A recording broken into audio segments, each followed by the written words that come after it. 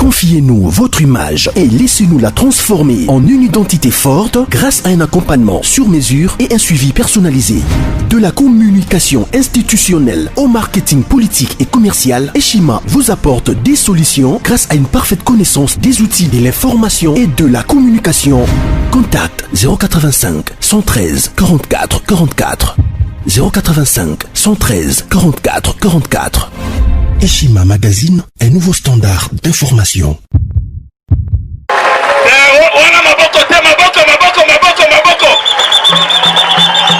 Je répète encore ce soir, la zone répétée l'issue à Boko Alelo. Bato E Baza Bana Fachi Beton, Obeta Maboko Yanko.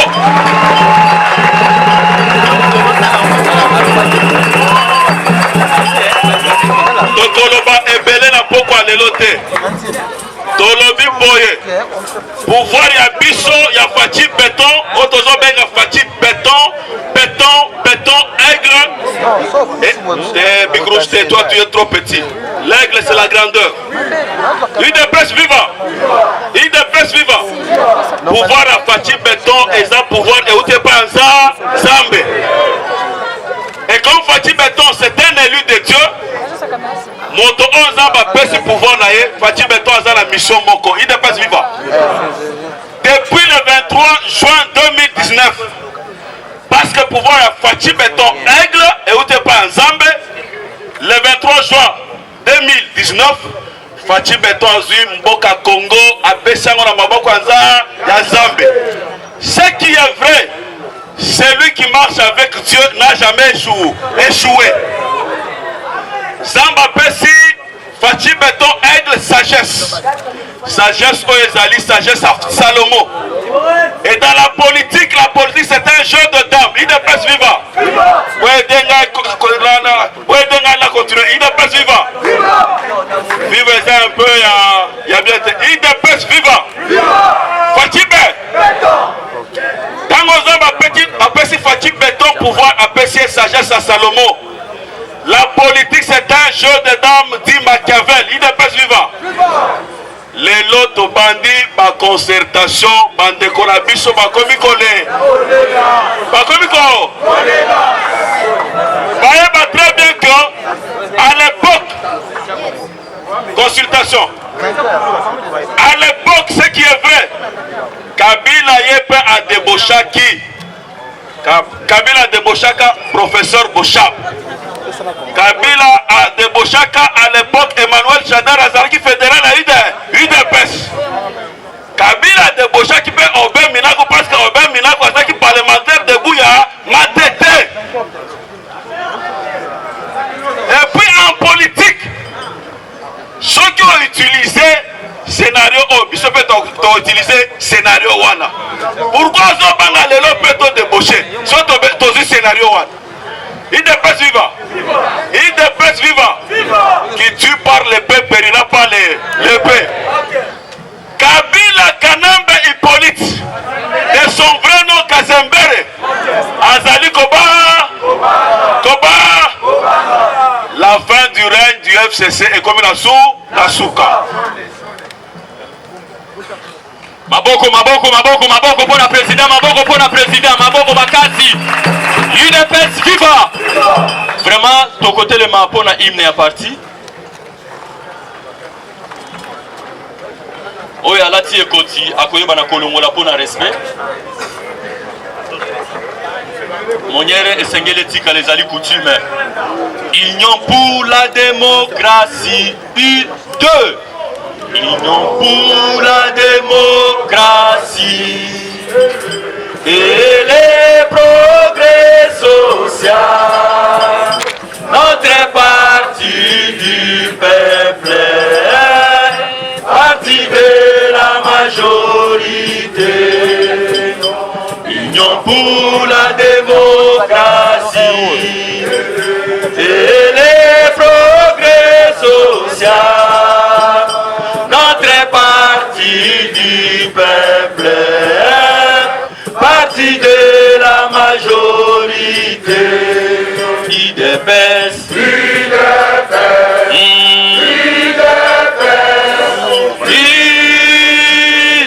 UDPS.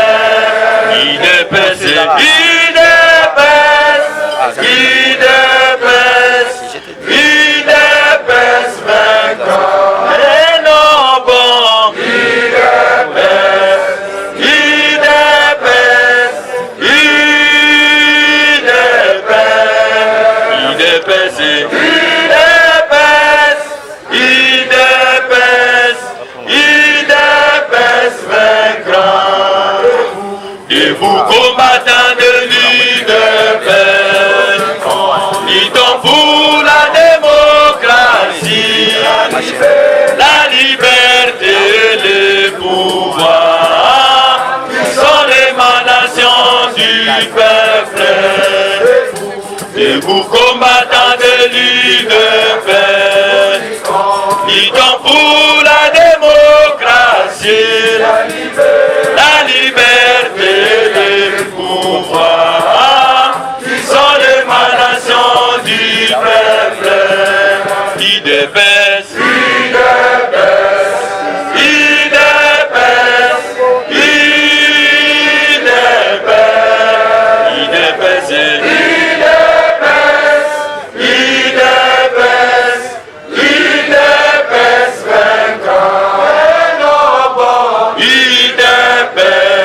UDPS,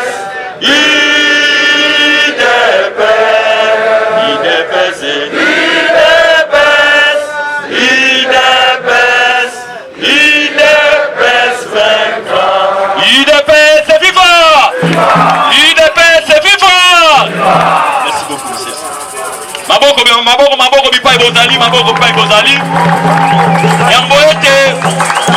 Lobby dimanche où euti koleka nde na annonçaki que lelo matinée politique kozala et présence na bino eza ko prouver noir sur blanc que mokonzi ya mboka aza ko mériter ko diriger mboka o puisque simana ye batu bazali basi na mibali ometela maboko.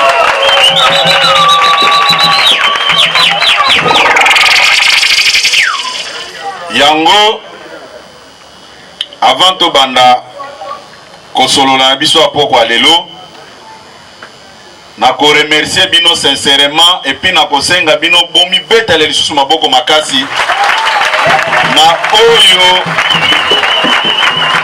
na o bosalaki mukolo ya prestation de serment na lansaki bino défi que ceux qui boza basina mibali il faut botondisa ndako wana et puis batu bazala pe libanda ya palais du peuple ebele bosalelaki yango bombetela maboko makasi.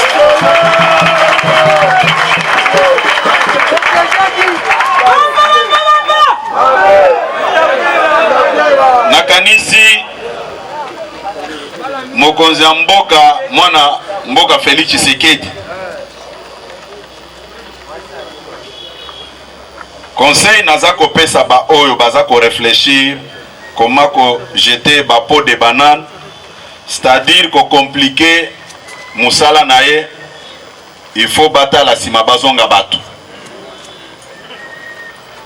parce que situation o tozana yango eza na dimension na bangote. À un moment donné naza kotala na lobby soki Félix Tshisekedi te ebele balingaki bakende nzela exil parce que baza na makambo ya mabe makasi o basalelaki peuple congolais.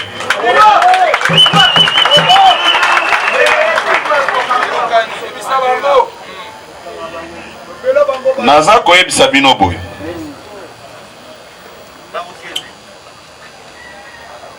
président de la République Nenga Zaliwana azalaka rancunier na bao bayebi ekala aza muto aza très ouvert na mutu nyonso soki azalaka na esprit neti ba mususu wana mbele lelo mboka o esepeli moto soki na bengisi bino lelo eza poto solo na bino si consultation oyoye abandikuna. Consultation wana eko tourner autour ya message nae asalaki dernièrement à la nation. Tokani malam. Mokonzi ya mboka matoi naye aza mokonzi alekaka te amati ba vitre mutuka po ayoka makambo population bazoloba te. Avantage na ezalaka ke soki azoleka malgré ba sirène na ba gironfaro baza kotiela ye matoi na ye ezalaka toujours et pas population.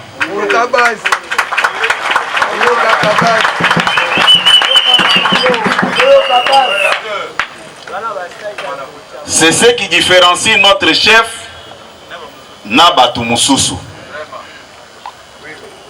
La preuve en est que balingi kosala ye comme prisonnier. Oh, to signaki ba accord. Accord munene o mokonzi ya mboka asignaka ngo na peuple que vous êtes.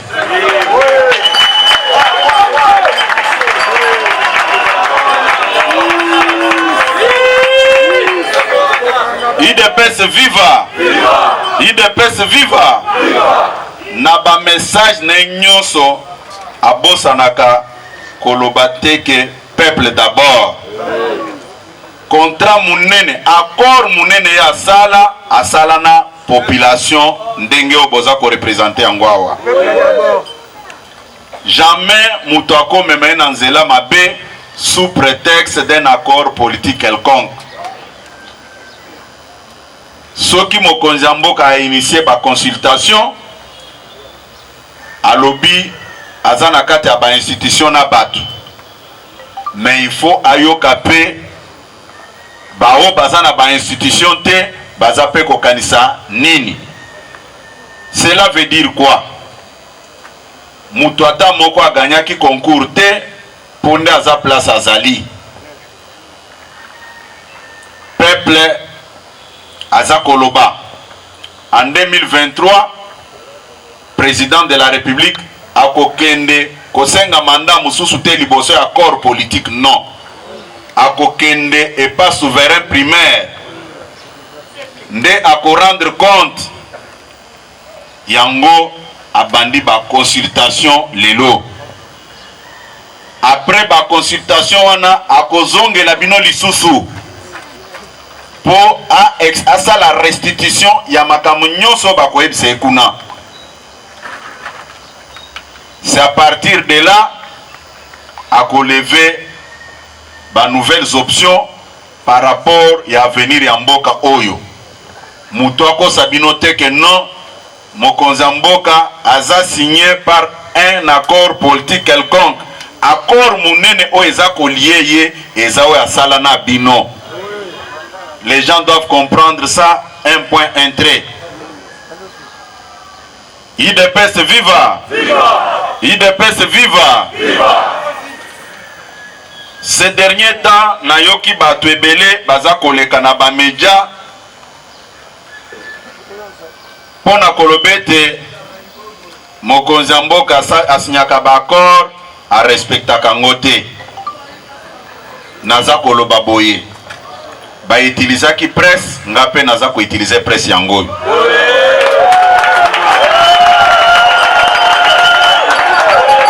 IDPS viva!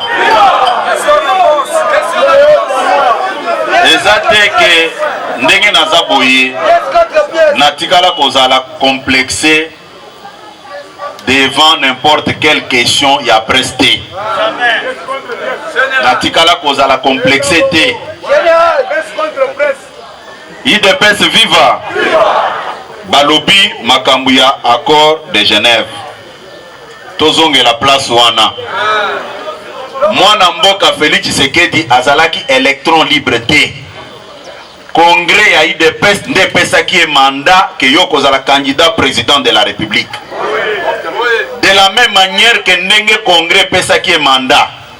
Soki azalaka na posa ko renoncer mandat au congrès pesaki ye, tolinga tokende congrès ayebis puisque congrès est un organe suprême ya IDPS. IDPS viva! IDPS viva! Tango bake ko solola batu nyonso wana bayebaki malamu ke bazalaki na poids politique na yete mais balukaki kotia biya orge pour l'arbitre a validé yango mais peuple oyo azalaki ko jouer rôle ya arbitre a invalidaki biwana. Les choses doivent être dites clairement pour ne commettre fin na ba débat stérile. La preuve en est que après publication il y a pas résultat. Il y avait des liesses populaires sur toute l'étendue de la République. Ce qui veut dire que position ba imposa qui est kuna ezalaki ko refléter volonté ya population T. IDPS viva! IDPS viva! Na kanisi tookani malamu na place wana. Mutuaya ko distraire binote ke basinyaki accord. Accord wana ezalaki bénéfique pour na intérêt à population ou bien ezaki pour na intérêt à un groupe d'individus basanganaki place wana. Pour muto même babimisaki ke azala candidat président de la République. Soki okeka wana kikwita okomona siège à parti na été. Soki oke même aona mombele okomona non toloba makambo ya ko blaguer te. IDPS viva. Na lobi boye po mutuana o babimisela kibiso ke yende candidat na compte ya opposition. Ngai mutu na fabrika ye na congrès to salaka na 13e mairie. Ngai IDPS viva. IDPS viva. Na lobi boye soki bolingi koyeba makambo naza koloba wana ministre Steve Mika est en vie, honorable Franck Diongo est en vie, Chaloupa perd son âme. Botuna batuana tango baza kowelela ba invitation o invitenga ezaki po to fula ye ndenge bato alingala balobaka to présenter ye naza koloba boye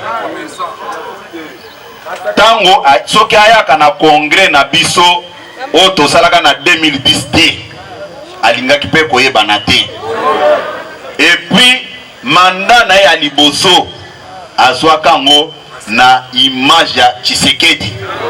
Lelo Tshisekedi aza président de la République alingi ko dénigrer ye puisque plateforme basalaki ezaki dynamique Tshisekedi président DTP et yebani bongo mais lokola batu baza ba ingrat yango boyoki ba makelele nyonso baza kolo mais par rapport ya ba disciple na ye o baza kolo bake tokoki kokene na ba consultation initiée par un président nommé T.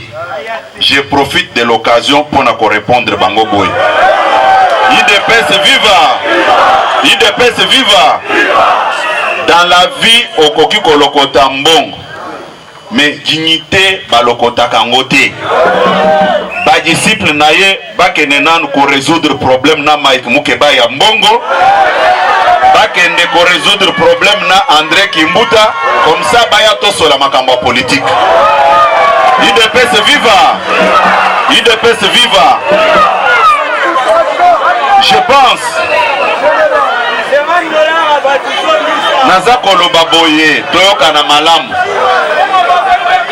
IDPS viva na lobi bawana na tangi makambo mibale soki bino bolingi bo compléter liste boza na droit puisque boza ba souverain primaire. IDPS viva!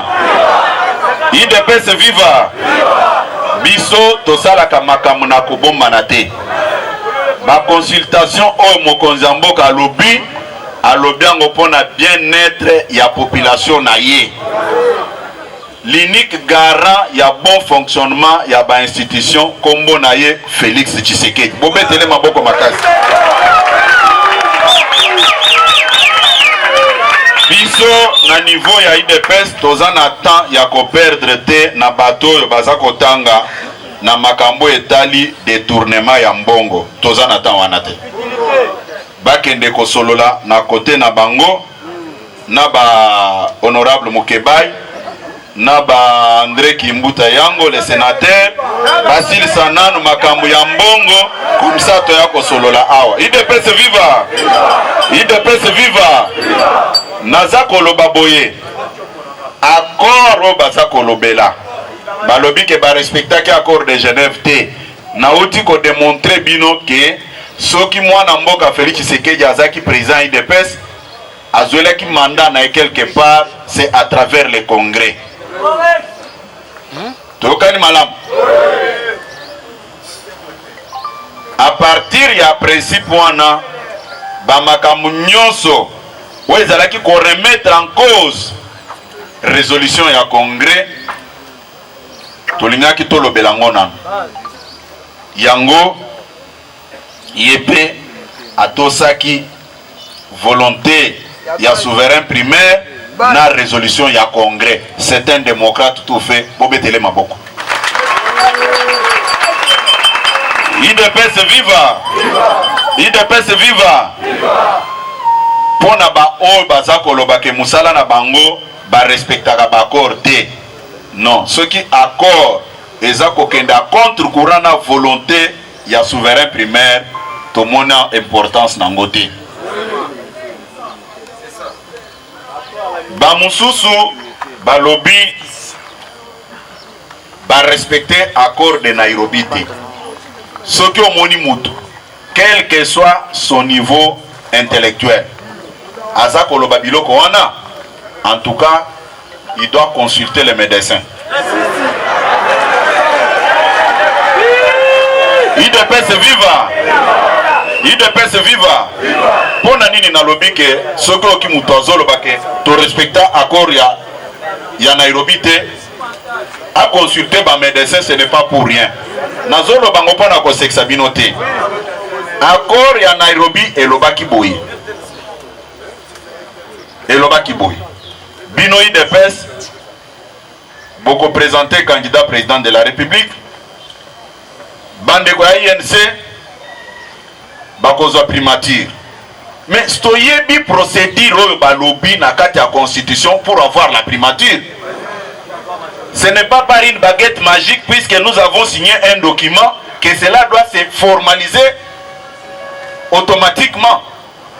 C'est-à-dire quoi? Ce qui biso tolobi que tozozo primature, nous allons faire par tous les moyens pour tous en majorité na kati ya parlement.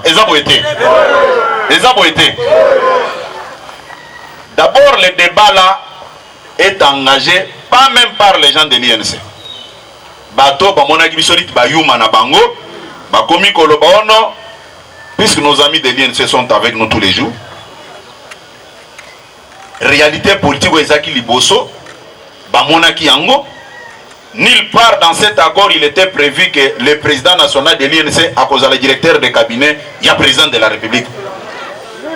Mais tango déjà tozo kene na nzela wana ba monaki te que toza en dehors ya accord wana. Hein? Déjà tango FCC bazo pesa ilunga ilungamba comme premier ministre. Est-ce que tozaki déjà na accord tozaki sur accord wana? Bon, on se moque de qui?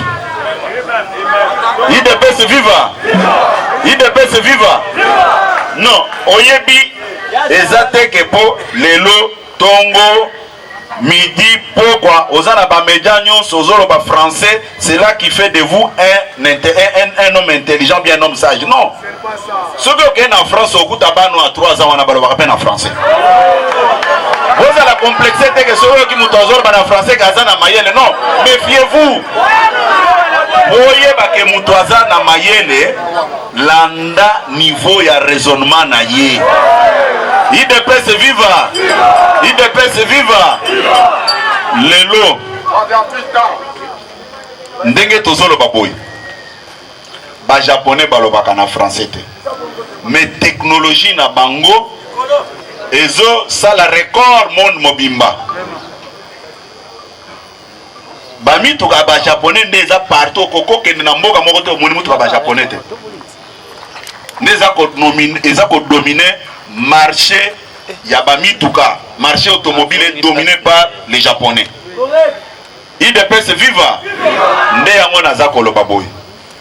Bandeko baza ko passer temps na bango pour na ko distraire peuple que non Félix Tshisekedi a respecté l'accord, a salaka boyete. Mais s'il ne respectait pas les accords, comment il a signé l'ordonnance avec Ilunga Ilunkamba comme premier ministre, puisqu'Ilunga n'est pas de l'IDPS?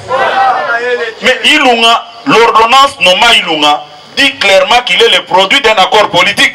Bon, accord Minoboningaki a respecté Nin. Il y a peuple à Koufa, à Kangamisu, au nom d'un accord politique quelconque. Non. Biloko wana nazako senga bandeko bazako réfléchir nengwana. Bakende wapi? Bombete la maboko makasi. IDPS viva. IDPS viva. Nazako insister, c'est un faux débat. Biso tango touti Nairobi. To signaki accord politique en bonne et due forme batiela ki biso manduki te. Mais tango tozo kende, ezaneti yo lobby na kozala assistant après université. Mais ce qui est commis dans moment de défense, ba misi ba résultat, au distingué te. Est-ce que kozala assistant? Hein? Même ceux qui professeurs na encadré na le bac non na ligne aux l'assistant. Aux l'assistant nanga. Mais réalité là qui c'est que au distingué te. Aux l'assistant? Mais comment expliquer biso toyokana ki toyokana malam. Toyokana ki ke primature et kozala na katia coalition na biso akash. Mais qu'est-ce qui s'est passé que primature et melana kash te et melakota FCC? Cela veut dire qu'il y a eu d'autres réalités politiques. IDPS viva. Yango nazako ebisabino buye. Démarche ya mokonzi mboka ya komene ba consultation ezapo na vie na biso nyonso esala nini ebonga. Yokani malamu. Parce que o mokonzi mboka alakaki biso amoni ke makambo ya coalition yo baza toujours kotambwisa yo pas de tortue de façon qu'asile sa 5 ans nyonso asale le côté biloko wana biso tokondimaka yango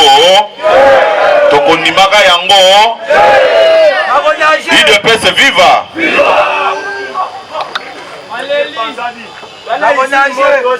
Makambo nyonso o eza kolobama contre mokonzi mboka eza kaka pona motema mabe. Ezaka kapona motema mabe. Ezana toyoka na malamu.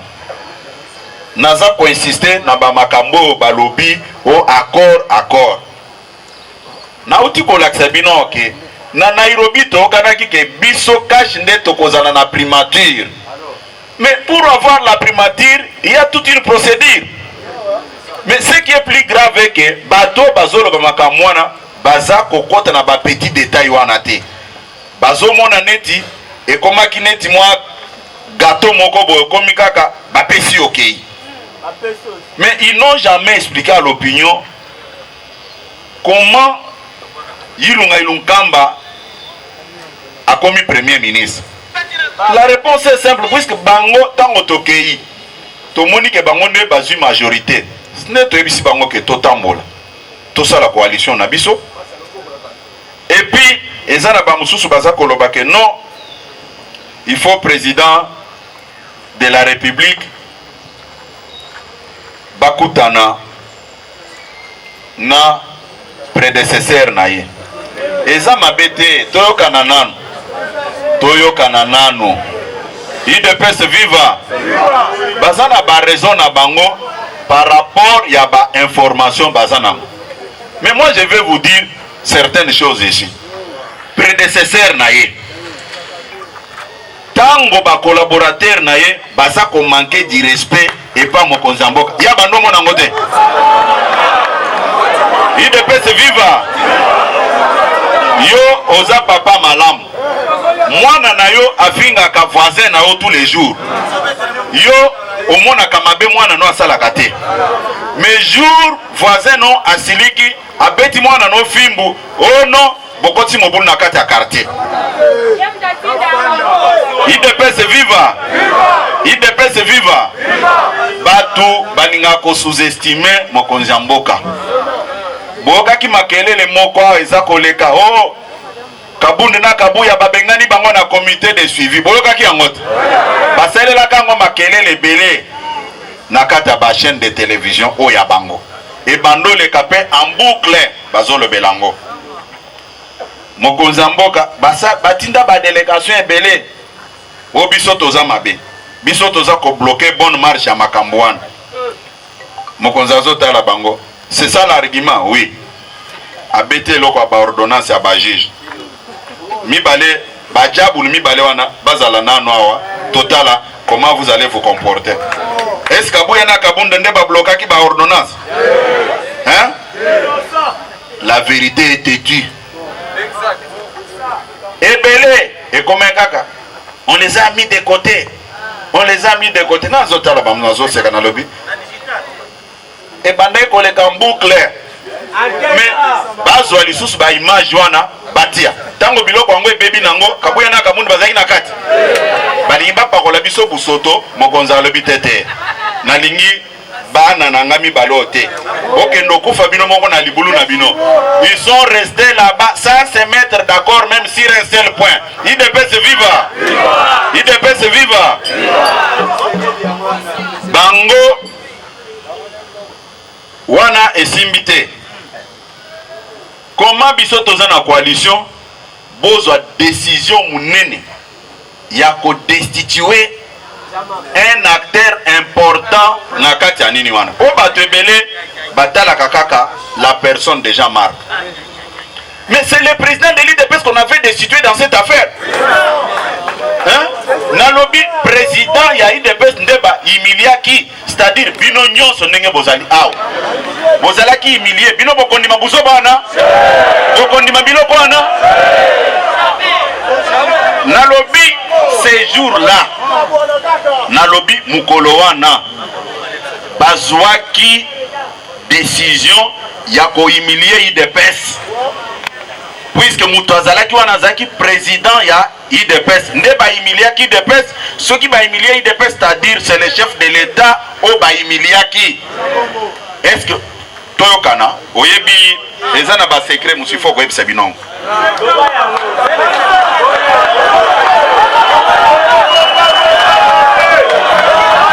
IDPS viva. Oyebi, tango tozana ba discussion wana. Tango tozana ba discussion wana na hôtel du Fleuve. Bango balobaki boy. Bazo pesa biso poste ya deuxième vice-président et Assemblée nationale. S'ils sont sincères, naïbi bazaka sincérité, bako wangan. Balobi biso tozo poste ya deuxième vice-président Assemblée nationale.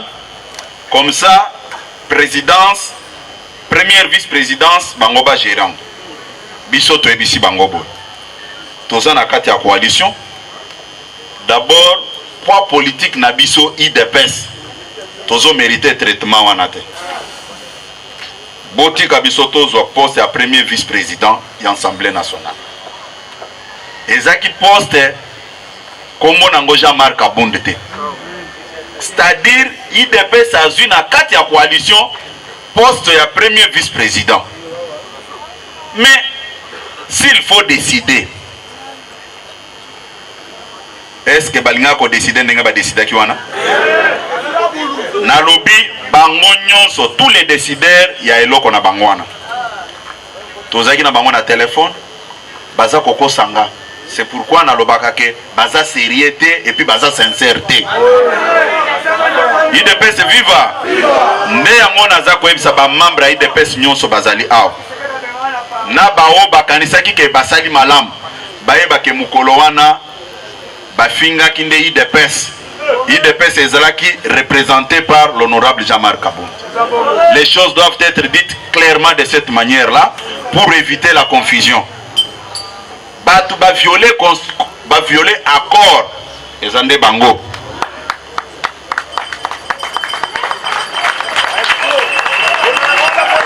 IDPS viva. Nayoki baza koloba ke tolingi to débaucher ba député na bango. C'est du n'importe quoi. Na koyebisa bino boy. Ba victime ya politique à débauchage eza biso IDPS. Tolelaka te? Na lobi tolelaka te, toza ba victime ya politique ya débauchage. Soki avant même ya kotanga IDPS. Combien de membres d'MLC au baza na bango kuna? Oyo président Jean-Pierre me batikala kotinda bango kuna te. Bakoma kuna ndenge nini? Hein? Débauchage eza mode de vie na bango. Biso na niveau na biso IDPS. Na lobela ki yango na zozongela ngo lisusu. Est-ce que biso na IDPS nde totinda ki Bruno Chibala sala na bango? Biso nde totinda ki Joseph Kapika sala na bango? Biso nde totinda ki Astrid Madia Poto sala na bango? Ba PV de transfert eza wapi? Na lobby ba PV de transfert eza wapi? IDPS viva! IDPS viva! Nde makambo na FCB no wake soki boyoki batu mususu baza koloba biloko wana eza kofinga te, il faut ba consulter ba munganga puisqu'il y a quelque chose qui ne va pas. IDPS viva! IDPS viva! Naza koloba boye député aza mwana mukete. La situation de notre pays va très mal avec la politique des mots d'ordre. La situation va très mal. Ba député wana ba vivaka na planète mususu te. Bazo vivre na biso na planète Terre ao. Bazo mona mabe nyonso ndenge zoleka na misu na bango. Ils ont droit aussi d'aller passer un message, de solliciter un autre mandat auprès de leurs électeurs. Mais ceux qui bango bakangi misu bazoloba te. C'est-à-dire baza ba complice. Pona mutu toyokana. Ceux qui oyoki posa komela mai. Ba yebisa ko pa mutu mela mai. Yo moko kendeke bo pesa na mai na men. C'est-à-dire il y a un désir ezako se faire sentir na kati na yo. Lelo ba député wana. Bozo convoquer bango. Bozo botola bango ba téléphone. Mais c'est une humiliation. Hein? C'est une humiliation. Ngana za koloba boye.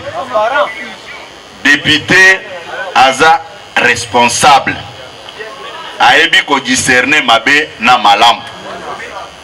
Bango wana baza conscient que situation mboka eza malamu te.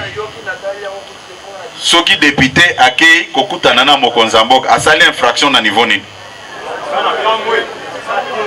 Ba député ba communauté bana no a classe. Même bana classe er moko pe ba magalibanda. Hein? IDPS viva! IDPS viva!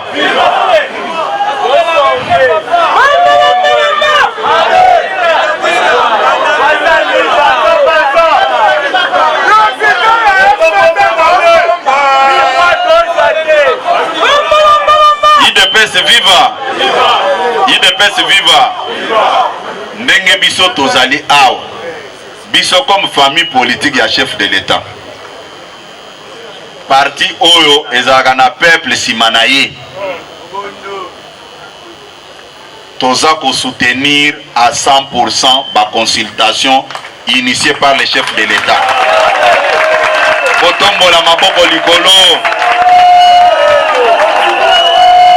Na kosenga bande kwa di progrès babeta mwa muke.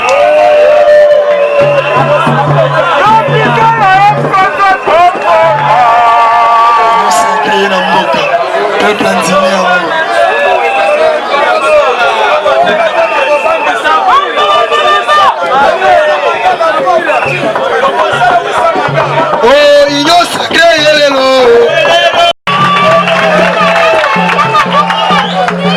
bomoni ndenge tosolaka na bino place oyo.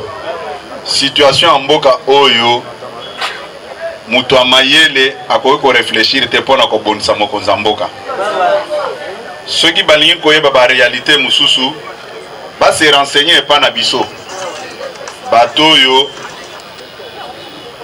totamboli na ye toyebi de quoi il est capable. kobundisa ye bandi te ke po aza na ba institution kobundisa ye esalemi te ke ntango azalaki na opposition kobundisa ye ebanda na kati ya IDPS natalaka bato mosusu boye nazoyebisa bango me les gens sont devenus des catholiques de plus que même les papes puisque écoutez boyebi makambo nga na moni autour ya chef de l'État en commençant par l'IDPS. Moi je connais certaines personnes au sein du parti au babandoko ya même bazoyebisa ngai nazoloba motu mosusu te. Pourquoi yo lingi kosala ba marketing na ye aza collègue na yo boza na équipe moko toko komisa yete tozo komisa na papa na ye des choses pareilles. Mais aujourd'hui ces gens-là sont devenus plus catholiques que les papes. Pona nini naza koloba biloko wana? Lelo na yokaki batu mususu baza kotuna na Radio Top Congo balobi boye tomonaki Augustin Kabouya na Palais de la Nation azaki kuna en tant que qui. Mais la personne qui pose la question, il ignore même que je suis secrétaire général de la famille présidentielle. Même à ce titre-là, nako kenete. IDPS viva. Est-ce que mutu abongo toyo kananano? Est-ce que mutu abongo même ceux qui a tuni mutu na français bokolo basa mayele? Mais un secrétaire général du parti au pouvoir, boza komituna ke à quelle qualité à sa place one. En dehors même de ça, na salaki toute une semaine, tous mes collaborateurs au Bazali abayebi que j'ai fait une semaine na bando yawate. Puisque to bandai ko travailler sur la faisabilité et la réussite avec les staffs que le chef lui-même avait mis en place. Mais je suis dans les comités organisateurs. Mais au moins, mais la preuve, mon macaron est là. IDPS viva. Mais yoso mwana wapi mutu aboti mwana na ye mais azo veye pour atala teke mwana ngwazo ke neneni. Mais s'il y a échec bakotuna batu nyonso wana te bakotuna nde IDPS bakotuna nde bino eza boyete bino bakolo mwana bakomi kopekisa bino botala makambo mwana bozala même naye. Est-ce que c'est vraiment normal? Tango tozalaki na mokonzi ya mboka na opposition esika bazobeta biso masas neti ba lapin. Est-ce que bato wana bapekisaki biso po tozala na ete? Mais po ekomi tango abomengo ale tolingi komona bato ya IDPS te biso moko tolingi tozwa makambo. Est-ce que bino boko sepena makambo wana? IDPS viva. Biso naza koloba boye lekisaki ba discours rebelle ya kodresser biso contre mokonzi mboka. Oh bozozo misala te ata tozwi misala te tolingi e kaka toyokani kobetela mokonzi mboka maboko.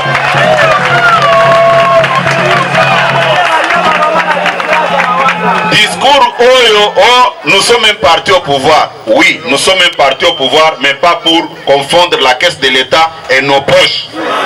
Puisque bateau bajiraki mboka en confondant leurs poches et la caisse de l'État, yangonde batiki mboka lelo na passe. IDPS viva. IDPS viva. Nakanisi ndekwa bando tuna wana azui réponse na yete. Azui réponse hein. IDPS viva. IDPS viva. Nakanisi tosololi mwa mingi autour ya makambo wana. Nalingi koloba boy. Consultation mokonzi mboka abandi lelo a violé disposition constitutionnelle ata moko te mutoko sabino te. Les garants de bon fonctionnement des institutions c'est le chef de l'État. Mutata moko ako sabino te nakamwa niveau na ya muke o akende kozwa dans n'importe quelle condition to éviter. Oh non, Tshisekedi a violé constitution, le chef de l'État n'a violé aucune disposition constitutionnelle. Tokani malam. Comment expliquer Moutou Aza reconnu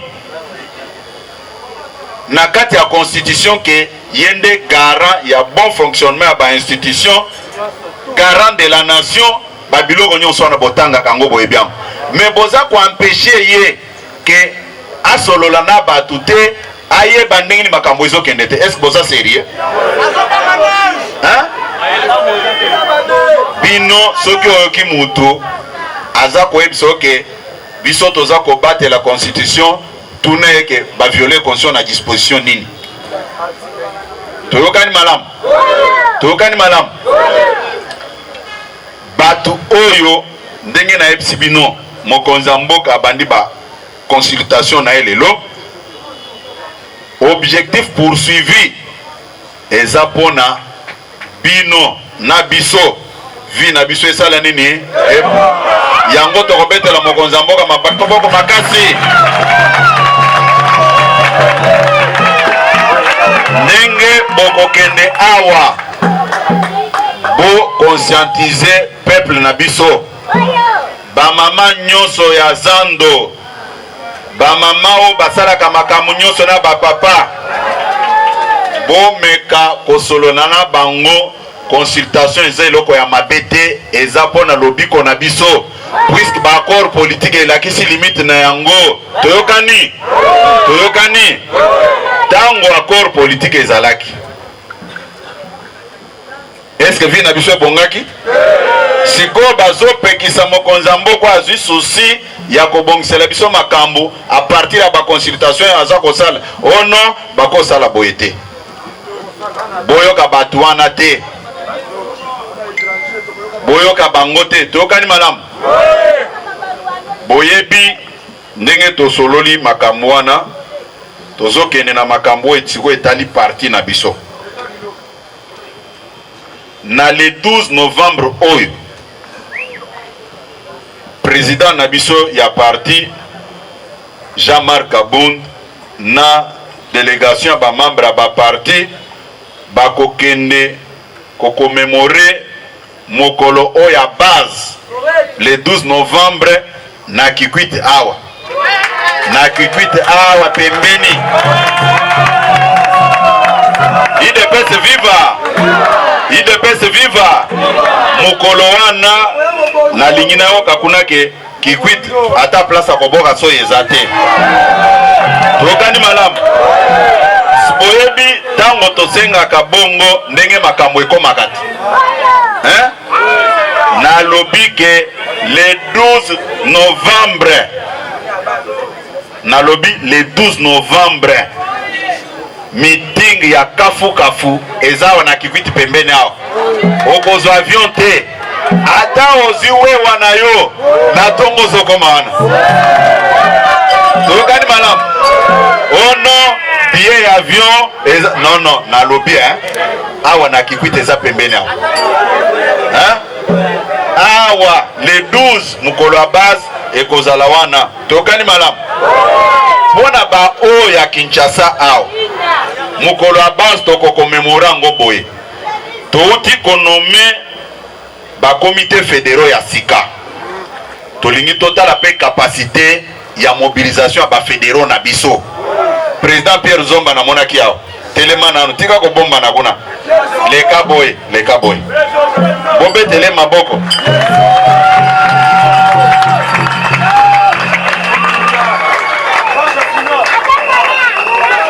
Bombe tele maboko makasi.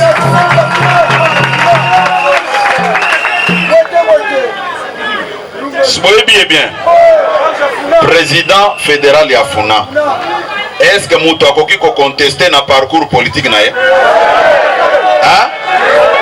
Non, naza koloba boy. Non, ce n'est pas exclu que batu ba contester. Mais ce qui mutu a contester ye, c'est un 100 jours. Oyo to ekosel na fédération na siège te.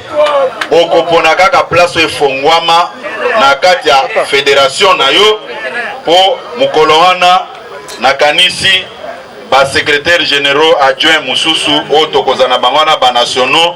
Nous allons constituer des équipes pour la base à la fédération wana, et puis je vais faire le tour de toutes les fédérations puisque tous a beaucoup concentré na voyage au président Nabiso Kosala na Bandung. Tokani malam mukolo wana awa manifestation ekozala te tokosala yango éclaté dans 4 fédérations bosepeli nango te kotombola maboko. Avec ça, vous pensez que vous pouvez renverser le chef de l'État avec des facilités? Avec ça, mais au beaucoup d'anana batunyo son nanzela na yo. IDPS viva! IDPS viva! Vous faites la mokonzamboka maboko makasi.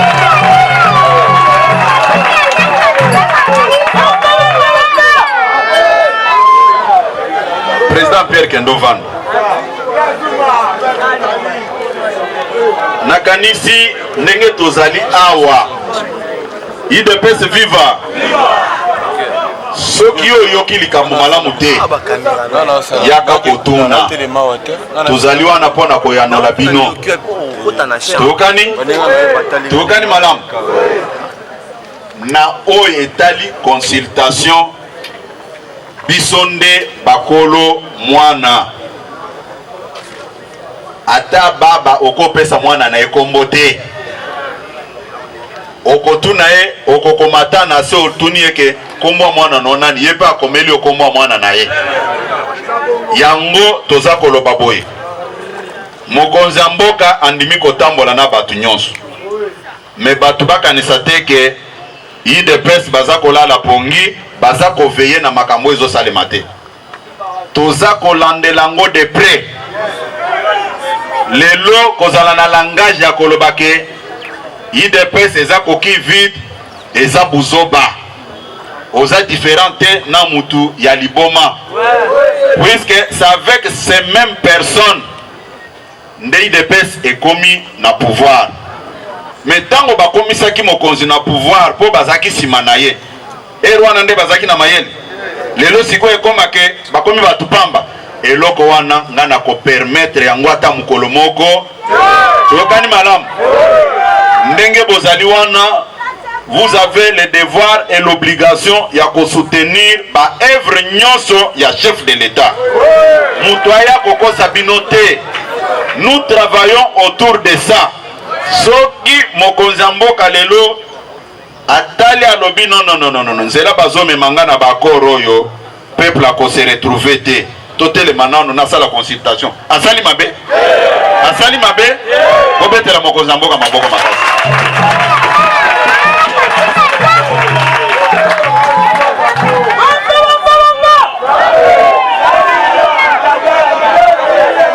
IDPS viva IDPS viva nazo zongela makamu na lobaki pona libere bino bokende na epsi bino boy mokonzi mboka atikala ko violer constitution te po a initier ba consultation oyo aza na argument contraire amemela biso article ya constitution oyo eza ko interdire mokonzi mboka a initier ba makamu nenga zo salelango ya mibale mokonzi mboka atikala kozanga ko respecter accord ata moko te na uti ko expliquer bino que à ce qui concerne l'accord de Nairobi mokonzi mboka bayokanaki na baninga na ye soki biso to gagner présidentielle to gagner na législative primature et kozale pa na yo nde toyokanaki mais pour avoir la primature il y a toute une procédure. Est-ce que biso to na majorité na parlement soki tozi primature teza pour mokonzi mboka les gens doivent arrêter avec des discours pareils. Et le Kwami Balé, Balobi a respecté accord avec l'FCC. Mais il a comme premier ministre Néni. Il est produit de l'accord. Moutou aya koko sabinoté. Mais accord wana et koki jamais ko remplacer constitution en Mboka. Là où le chef de l'État décide et le bamité na kata constitution que non avant de décider il faut que de kotuna tient de père. Ezati, le chef de l'État a ses prérogatives constitutionnelles et yebani. Accord tourné autour ya que yoyaka na majorité na yo ngana ya boye au lieu toza na cohabitation mais toza na coalition. Tokani malam. Et c'est ce que nous avons fait et c'est ce que nous avons mis en place. Moutoa distraire binoté. Tokani na maimatali journée de la base nauti koyebisa bino ke ekozala commémorer na mboka na biso ya Grand Bandundu na Kikwit. Toyokani malamu. Awa na Kinshasa toko célébrer ngo na 4 fédérations. Bakambia ba fédération nyonso baluka bisika pona to célébrer mokolo wana. Toyokani malamu. Pona o etikali bokende ko prêcher makambo ya coalition Shema malam o mokonzi aponi pona ko sauver mboka. Zambe apambola bino tosuki wana. Eshima, votre magazine qui bat au rythme de l'actualité. Retrouvez la nouvelle édition. Exclusivité, alors que la RDC sort progressivement la tête de l'eau après la crise sanitaire Covid-19 ayant fragilisé les économies du monde, Eshima Magazine présente à la une de sa 15e édition la ministre de l'économie nationale, Acacia Bandou Bola, présente son bilan depuis sa prise de fonction. Relance économique, Acacia Bandou Bola Mbongo donne des signaux forts. Baisse des prix des produits pétroliers, maîtrise des prix des denrées alimentaires pendant des temps forts, organisation des marchés populaires afin de soulager les paniers de la ménagère en période de Covid-19, une franche collaboration avec les opérateurs économiques et dotation en équipement de son administration, la ministre de l'économie nationale affiche un bilan éclatant de sa première année de gestion de ses très stratégiques portefeuilles. Eshima Magazine revient sur chaque étape de la vie de la Margaret Thatcher congolaise. Focus, Agnès Moide et la CNSS interpellent les employeurs sur les avantages de l'utilisation de la télédéclaration. Payer l'impôt est un devoir civique. Barnabé Mwakadi Mwamba, directeur général de la DGI, sensibilise les assujettis. Découverte, Jerry Biangani Tampo, l'homme derrière la renommée de l'université chrétienne Cardinal Malula. Dossier Eshima, contentieux électoraux de la poudre aux yeux. Économie, les scandales financiers ont la peau dure en RDC. Interview, Ted Belechai Kassonda, secrétaire exécutif national de la Ligue des jeunes de l'UDPS. Bras de fer entre la CPI et les USA. Fatou Bensouda défie Donald Trump. Retrouvez l'intégralité du magazine Eshima dans les kiosques. Eshima Magazine, un nouveau standard d'information.